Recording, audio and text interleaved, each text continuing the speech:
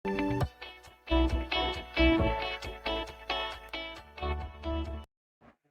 विद्यार्थी मित्रों, hi everyone, myself Hiren sir and welcomes you to my video tutorial where you can learn the easiest way of physics. Now today here we are discussing about the reflection of waves. તરંગોના પરાવર્તન વિશેની અહીંયા વાત કરવાની છે. હવે આપણે જોઈ ગયા હતા કે આપણી પાસે બે પ્રકારના તરંગો છે, યાંત્રિક તરંગો અને બિન યાંત્રિક તરંગો. હવે યાંત્રિક તરંગો એટલે એવા તરંગો કે જેને પ્રસરવા માટે માધ્યમની જરૂર પડે છે, અને બિનયાંત્રિક તરંગો એટલે કે એવા તરંગો કે જેને પ્રસરવા માટે કોઈ પણ પ્રકારના માધ્યમની જરૂર પડતી નથી.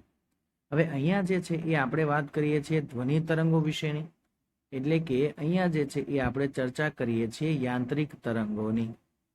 ચલો સમજીએ કે યાંત્રિક તરંગો જે છે એના પ્રસરણ માટે શું જોઈશે અને કઈ રીતે જે છે એ યાંત્રિક તરંગોનું પરાવર્તન જે છે એ થશે. હવે તમે બિનયાંત્રિક તરંગોનું પરાવર્તન તો આગળના ધોરણોમાં ઓલરેડી ભરીને જ આવેલા છો. પ્રકાશનું પરાવર્તન, પ્રકાશ જે છે એ બિનયાંત્રિક તરંગ છે કે જેને પ્રસરવા માટે કોઈ માધ્યમની જરૂર પડતી નથી. તો ત્યાં જેવો નોર્મલ કોન્સેપ્ટ હતો એવો જ નોર્મલ કોન્સેપ્ટ અહીંયા છે તરંગોનું પરાવર્તન, એટલે કે દ્રઢ આધાર પાસેથી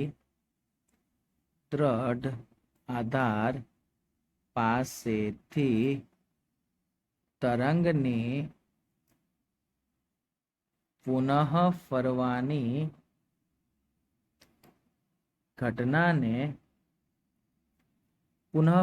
ઘટના અથવા તો તમે પાછા વળવાની ઘટના એવું પણ લખી શકો. તો પાછા વળવાની ઘટનાને તરંગોનું પરાવર્તન કહેવામાં આવે છે. ચલો સમજીએ. તરંગોનું પરાવર્તન જે છે એ બે જુદા જુદા આધારો પરથી થઈ શકે છે. કઈ રીતે? તો બે ઘટનાઓ દ્વારા તરંગોનું જે પરાવર્તન છે એ આપણે ઇઝીલી સમજાવી શકીએ છીએ. ચલો સમજીએ કે તરંગોનું પરાવર્તન જુદી જુદી રીતે કઈ રીતે શક્ય બને છે.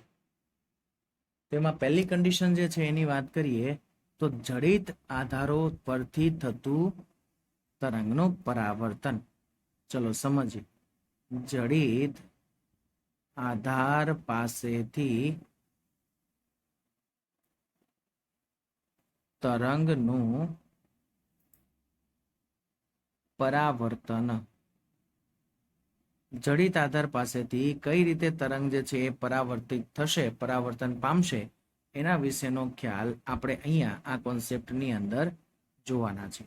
ચલો તો જોઈએ આકૃતિ સહિત.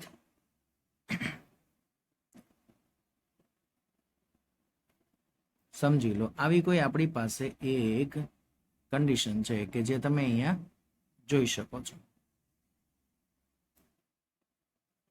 ચલો તો આપણને કહેવામાં એવું આવેલું છે કે વાત એવી કરવાની છે કે એક જડિત આધાર પરથી તરંગ પોતે પરાવર્તન પામશે ત્યારે શું થશે.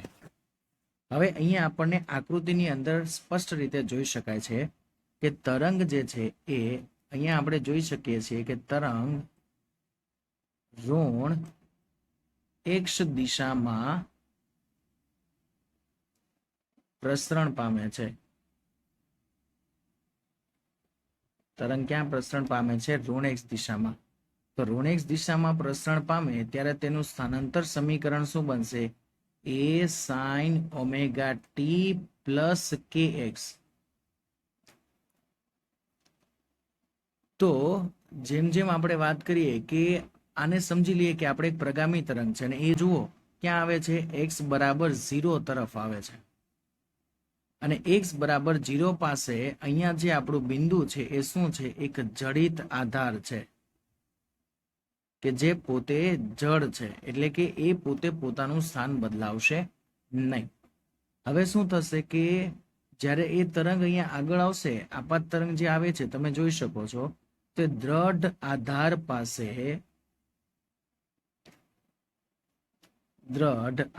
પાસે ન્યૂટનના ગતિના ત્રીજા નિયમ પ્રમાણે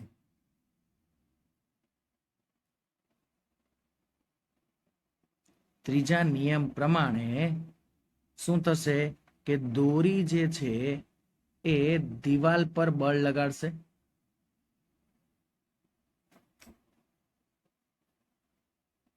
તો દિવાલ જે છે એ ફરી પાછું દોરી પર પ્રતિક્રિયા બળ લગાવશે.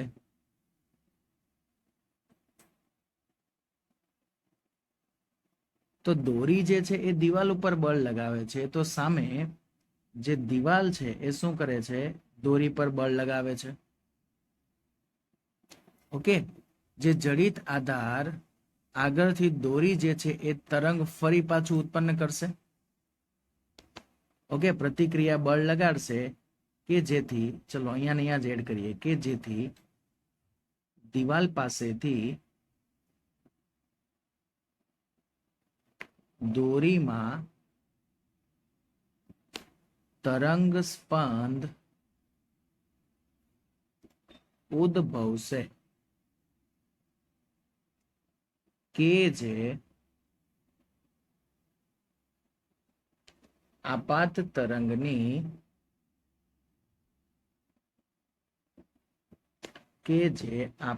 તરંગની વિરુદ્ધ દિશામાં ગતિ કરશે, જેને પરાવર્તિત તરંગ કહેવામાં આવે છે. ઓકે, એટલે આ તો આખી જે છે એ મોટું વ્યાખ્યા થઈ ગઈ અને આખી સમજાવેલી વ્યાખ્યા થઈ ગઈ, પણ આપણે સિમ્પલ ને શોર્ટ ફોર્મની અંદર પણ વ્યાખ્યા યુઝ કરી શકીએ છીએ. સમજો? ચલો, તો અહીંયા જે રિટર્ન બેક થઈને જે આપણને તરંગ મળે છે એ આપણને કયું તરંગ મળશે? પરાવર્તિત તરંગ મળશે. હવે મને એક ક્વેશ્ચન માર્ક એ આવે કે સર, શું આ તરંગ જે છે એ રિટર્ન બેક આવે છે? હા સર. તો એ રિટર્ન બેક આવશે તો સેમ તરંગ સ્પંદ સેમ કંપવિસ્તારનું જનરેટ કરશે? ના દીકરાઓ, ના. અહીંયા આપણે આદર્શ પરિસ્થિતિઓનો વાત કરીએ છીએ, એટલે આપણે લખીએ છીએ કે સેમ તરંગ સ્પંદ જે છે એ સમાન કંપવિસ્તાર ધરાવતું જ તરંગ સ્પંદ બનાવે છે, જે હકીકતમાં કોઈ દિવસ પોસિબલ નથી. કેમ કે તરંગ દ્વારા લઈ જવામાં આવતી કોઈને કોઈ ઉર્જા જે છે એ અથડામણ વખતે કંઈક ને કંઈક સ્વરૂપે નાશ પામશે. તો જો આપણે તરંગ જે છે એનું આપાત તરંગના સમીકરણની વાત કરીએ, તો આપાત તરંગ સમીકરણ જો આપણે લખીએ કે ભાઈ y બરાબર a sin omega T plus kx, જે આપણને ખબર છે, તો જો એ x બરાબર 0 બિંદુ પરના દોલનોની વાત કરીએ, તો આને આધારે એક વસ્તુ આપણે કહી શકીએ. ઉપરની જે વેલ્યુ અહીંયા તમે આકૃતિમાં જોઈ શકતા હતા કે આ જે છે એ 0 છે. જો એ તમે અહીંયા 0 મૂકો તો y બરાબર સમીકરણ તો ખાલી જે છે એ શું બનશે? તો જે ઇનિશિયલ સ્થાન પર પહોંચે છે ત્યાં a sin ઓમેગા ટી, એટલે કે તે ત્યાં ને ત્યાં ફક્ત શું કરશે? તો આ તો સર આવી ગયું કે x બરાબર 0 સમયે સિમ્પલ હાર્મોનિક મોશન, સરળ આવર્ત ગતિના દોલનો આવી ગયા, તો એ પોતે ત્યાં ઉપર નીચે ફક્ત દોલન જ કરશે. હવે જો છેડો આપણને ખબર છે જડિત હોય તો સ્થાનાંતર તો 0 જ રહેવાનું. તો જે પરાવર્તિત તરંગ જે આપણને મળશે એ મળશે ઋણ દિશામાં. જે પરાવર્તિત તરંગ મળશે એ પરાવર્તિત તરંગનું સમીકરણ આપણને મળશે y બરાબર a sin omega T minus kx.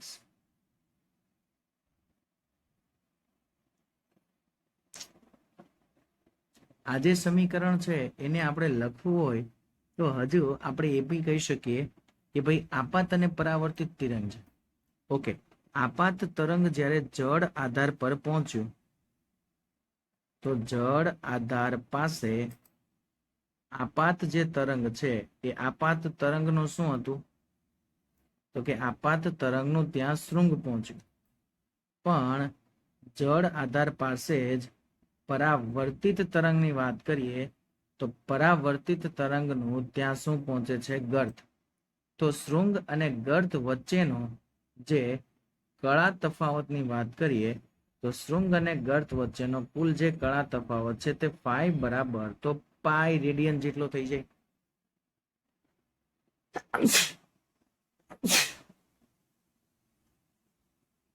તો એનો મિનિંગ તો આપણે એવું કહી શકીએ કે ભાઈ તરંગ જે છે એની ખાલી વેલ્યુ જે છે શું થઈ જશે? ઉલટાઈ જશે. એટલે આ ઉપરનું સમીકરણ જે તમને માઇનસ મળ્યું છે એ તમે આ રીતે પણ લખી શકો, y બરાબર a sin omega T plus pi plus kx, sorry plus pi minus kx. એટલે વેલ્યુ જે મળશે તે આપણને કેવી મળશે? પાઈ માઇનસ થીટાના ફોર્મમાં છે.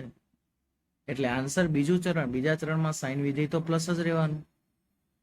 તો તરંગ સમીકરણ જે છે, ઓકે યસ, હા સોરી, પાઈ પ્લસ થીટા છે, pi plus omega T minus kx.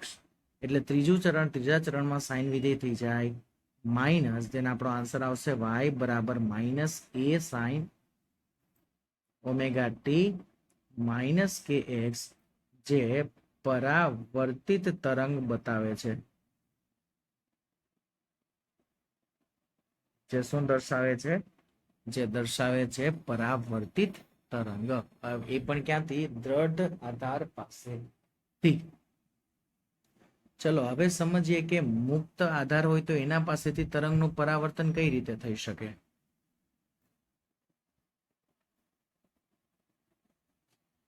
મુક્ત આધાર પાસેથી તરંગનું પરાવર્તન. ચાલો સમજીએ મુક્ત આધાર પાસેથી તરંગનું પરાવર્તન કેવી રીતે બનશે તે. હવે સમજી લો કે મુક્ત આધાર એટલે શું. ચલો એક આકૃતિ જે છે હું અહીંયા એડ કરીશ એટલે તમને લોકોને ક્લિયરલી આઈડિયા આવી જશે કે મુક્ત આધાર એટલે શું. સમજી લો અહીંયા કોઈ આપણું એક તરંગ છે અથવા તો જે દોરી છે એ દોરીને અહીંયા આપણે એક રિંગ વડે બાંધેલી છે. ઓકે, આ જે છે એ શું છે? આપણી પાસે એક રિંગ છે, એ રિંગ વડે દોરી બાંધેલી છે. હવે આ રિંગ જે છે એ શિરોલંબ સમતલમાં ઘર્ષણ રહિત રીતે ફરી શકે એવી ગોઠવણી કરવામાં આવેલી છે. રિંગ શિરોલંબ સમતલમાં અથવા તો શિરોલંબ સળિયામાં મુક્ત રીતે ગતિ કરી શકે અથવા તો મુક્ત રીતે અને ઘર્ષણ રહિત સરકી શકે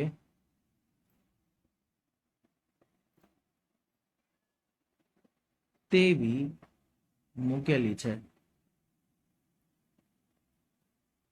તો હવે શું થશે? તો આનો મિનિંગ એવું કહેવાય કે આ જે છેડો છે દોરીનો, એ તો કેવો છેડો થઈ ગયો? મુક્ત છેડો.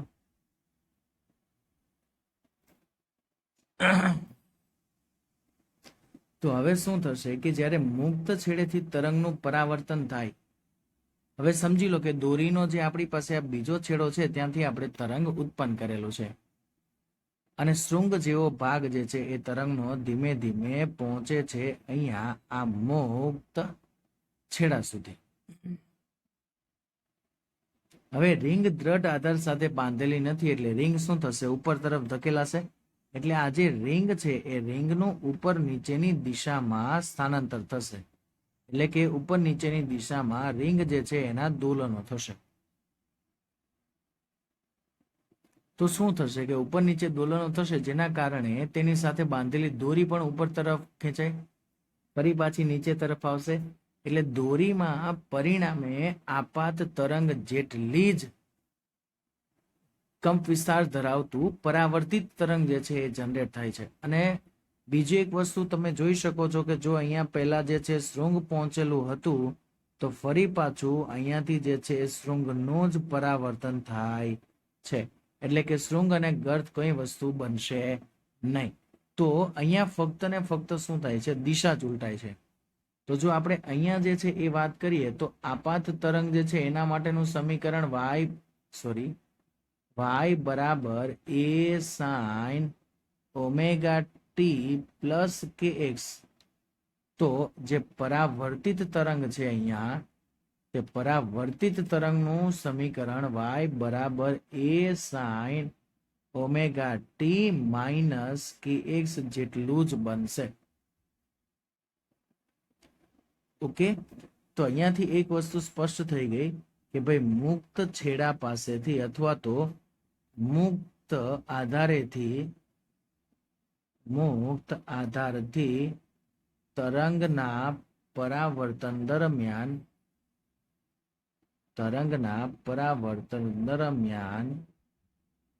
0 ડિગ્રી જેટલું કોણીય સ્થાનાંતર થશે. એટલે કે કળા તફાવત જે છે એ કેટલો મળશે, 0. તો અહીંયા આપણું તરંગોને લગતું પરાવર્તનનો જે ખેલ છે એ દીકરાઓ થાય છે કમ્પ્લીટ. હવે પછીનો કોન્સેપ્ટ આપણો આના પછીનો અગત્યનો છે, જે સમજીશું આપણે સ્થિત તરંગો કોને કહેવાશે, નોડ્સ કોને કહેવાશે, એન્ટીનોડ્સ કોને કહેવાશે, એટલે કે પ્રસ્પંદ બિંદુ કોને કહેવાય, નિસ્પંદ બિંદુ કોને કહેવાય, એના વિશેનો ખ્યાલ પડીશું. Okay, bye, take care, see you soon, stay healthy and stay happy દીકરાઓ. Bye by.